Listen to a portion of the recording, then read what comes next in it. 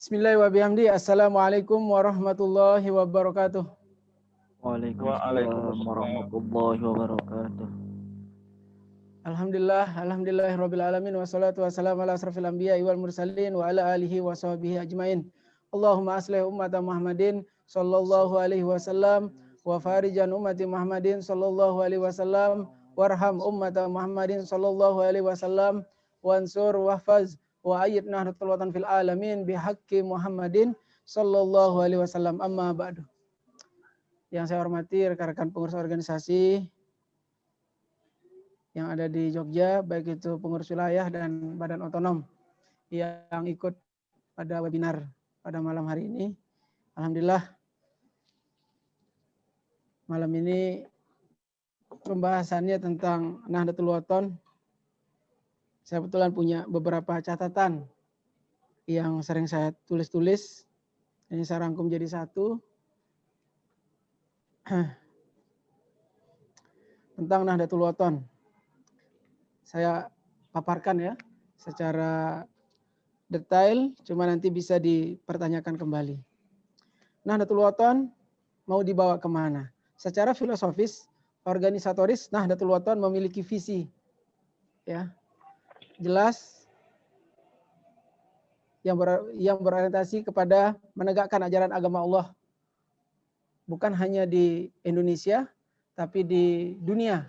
Buktinya Nahdlatul Wathon telah tersebar untuk saat ini sudah berada di 5 negara. Perwakilan kita sudah berada di 5 negara, insya Allah dalam waktu dekat berada di 6 negara. Nah, itu usaha yang saya lakukan sejak menjadi Ketua Umum Pengurus Besar Nahdlatul Wathon. Dan Nahdlatul Wathon sudah tersebar di 28 provinsi. Dan insya Allah pada bulan Desember sudah berada di 29 provinsi. Ya, target saya sebenarnya pada tahun 2020 Nahdlatul Wathon sudah berada di 34 provinsi, jadi lengkap. Cuma karena adanya corona, jadi menghambat untuk saya membentuk kepengurusan sampai lengkap berada di 34 provinsi. Tapi insya Allah pada tahun ini saya akan usahakan sudah berada di 29 provinsi. Tentang Nahdlatul Wathon, pertama, Nahdlatul Wathon itu dibawa ke seluruh alam semesta, di seluruh alam semesta, seperti ungkapan Nini Maulana Syekh di dalam doa yang beliau buat, wansur wahfaz wa ayyid Nahdlatul Wathon fil alamin. Berarti di seluruh alam. Alhamdulillah sejak saya menjadi Ketua Umum Pengurus Besar Nahdlatul Wathon, yang pertama kali saya sentuh adalah Turki. Kedua kali saya sentuh adalah Jepang. Itu sudah kita membuka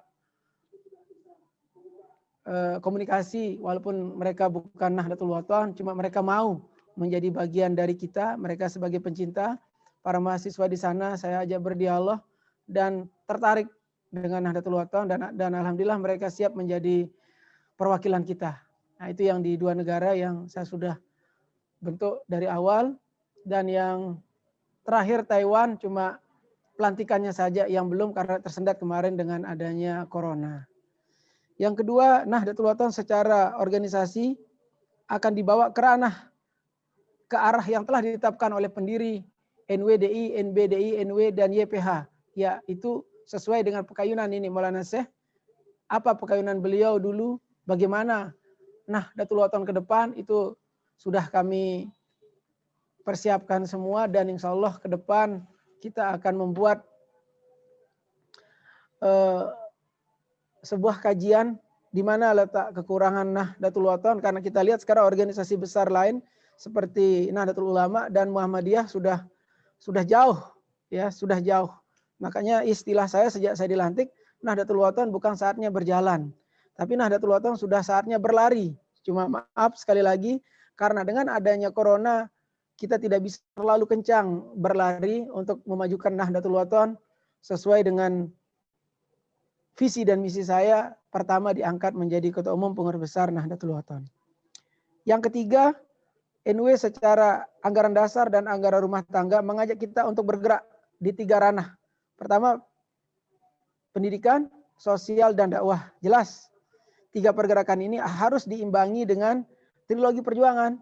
Kita harus punya keyakinan, kita harus punya keikhlasan dan keistiqomahan.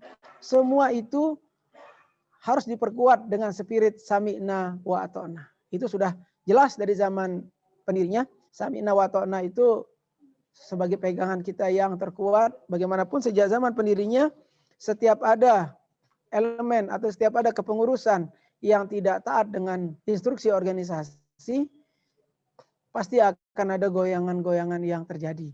Itu dari pengalaman kita dari sejak zaman berdirinya Nahdlatul Wathon sampai saat ini sudah sangat banyaklah ujian-ujian, yaitu setelah kami telah lebih banyak kepada pemikiran dari kader, pemikiran dari pengurus organisasi, bagaimana Nahdlatul Wathon ini begini, tapi sesuai dengan keinginan pendirinya berbeda. Akhirnya keluar dari garis sami'na wa ta'na itu, itulah yang membuat banyaknya konflik sebenarnya di organisasi Nahdlatul Wathon. Itu diantaranya. Yang keempat, NW dibawa menuju kesejahteraan umat melalui gerakan pendidikan dalam berbagai level dan jenjang.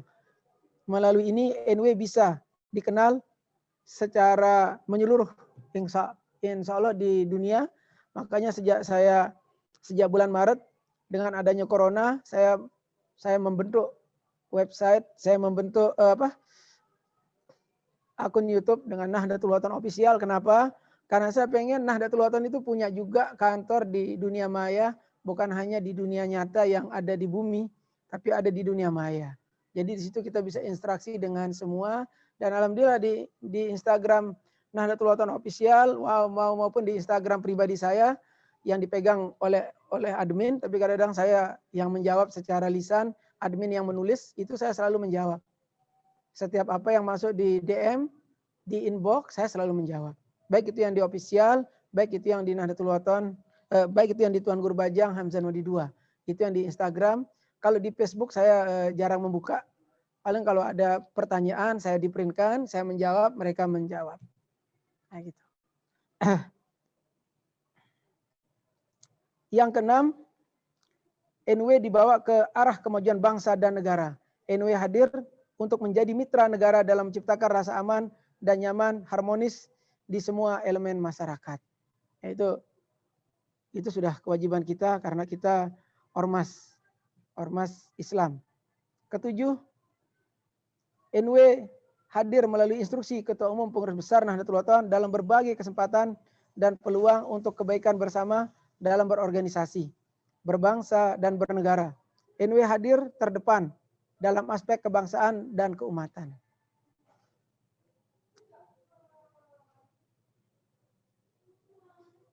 Kedelapan, NW hadir dalam dinamika modern dan kontemporer dengan tetap beradaptasi dengan teknologi informasi guna NW lebih dikenal oleh masyarakat global. NW hadir dengan media NW Official, hadir dengan 28 provinsi yang menyebarkan NW dengan sistem mekanisme masing-masing. Alhamdulillah interaksi kami dengan beberapa pengurus wilayah tetap ada. Mungkin pengurus wilayah Jogja coba nanti bisa berbicara dengan kesekretariatan. Kalau memang belum masuk itu bisa dimasukkan. Itu yang masuk di grup itu adalah ketua dan sekretaris. Ketua dan sekretaris di situ banyak interaksi dengan seluruh pengurus wilayah di seluruh Indonesia. Ya, cuma itu dipegang oleh admin dari kesekretariatan PBNW. Setelah saya dilantik, saya membentuk kesekretariatan biar lebih mudah apa yang dimau dari seluruh provinsi. Ya, mungkin dari Jogja kalau memang belum berinteraksi bisa nanti dengan saudara Sohibul Ihsan dan saudara Aslamul Hari untuk bagaimana bisa masuk di grup pengurus wilayah Nahdlatul Wathon se-Indonesia.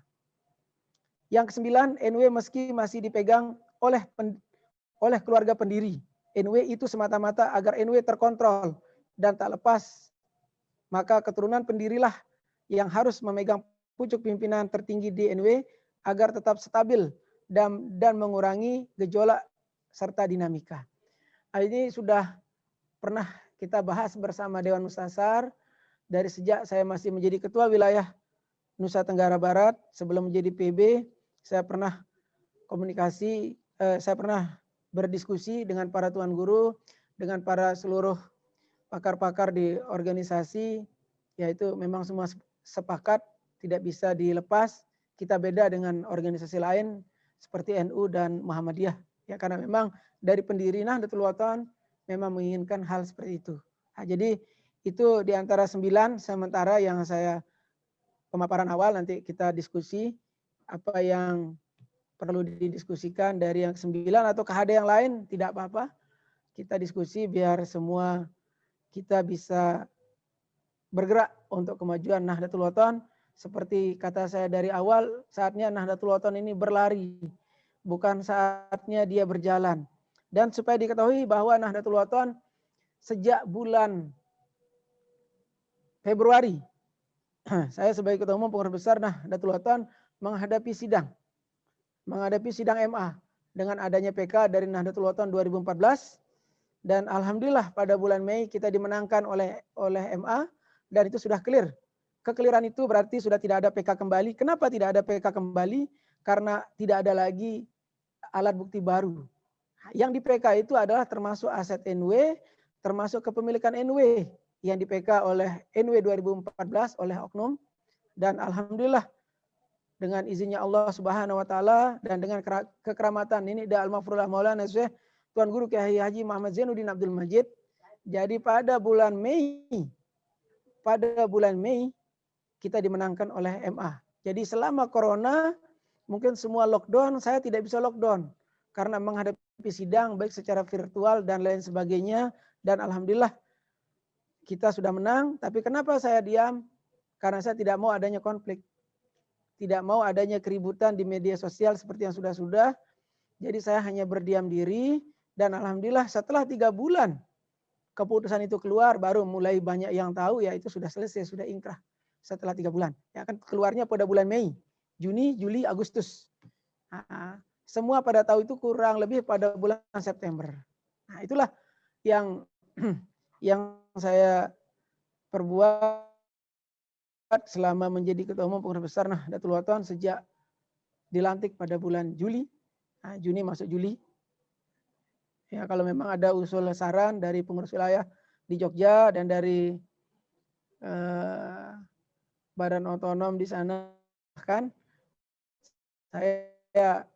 saya welcome saja, karena kebiasaan saya memimpin dari sejak masih sekolah dulu, dari IPNW dan lain sebagainya sudah terbiasa. Tidak mau ada sekat sebenarnya, cuma karena banyaknya kesibukan kita sebagai ketua umum, ada saja, belum lagi saya menjadi rektor, belum lagi menjadi sekretaris yayasan di Pondok Pesantren Syekh Zainuddin. Jadi ada beberapa hal, cuma insya Allah staf-staf di PB mungkin agak lambat untuk merespon, ya, untuk merespon baik itu WhatsApp dan lain sebagainya, itu karena kesibukan masing-masing. Terlebih sekarang adanya corona, jadi ada yang dari rumah, ada yang langsung tinggal di kesekretariatan, ada 2 orang, yang lain pada pulang, mengontrol dari jauh, ada yang pulang pergi. Jadi sangat wajar seandainya ada WhatsApp yang agak lambat dibalas. Ya, mari kita berpikir positif saja, ya. Ya, namanya kita manusia, tidak ada yang sempurna. Alhamdulillah yang di kesekretariatan semuanya kader-kader yang militan, kami yakin, karena semuanya bekerja 24 jam, setiap ada update apapun juga saya selalu diberitahu, walaupun saya tidurnya biasa pagi, cuma jam 2 malam saya mulai bangun, mereka mulai menginformasikan apa yang di Nahdlatul Ulama. Cuma jelas ada apa dan bagaimana dan usulan apa. Nah, selesai sholat subuh baru saya eksekusi, kalau yang bisa dieksekusi. Kalau yang tidak bisa dieksekusi, kita panggil pengurus lain dan kami. Ya mungkin itu supaya ditahu oleh semua. Mukadimah dari saya, ya setelahnya saya serahkan kepadanya apa yang mau didiskusikan demi kemajuan Nahdlatul Ulama kita tercinta ke depan. Cuma itu yang saya sampaikan. Wallahul muwaffiq wal hadi ila sabilir rasyad. Wassalamualaikum warahmatullahi wabarakatuh.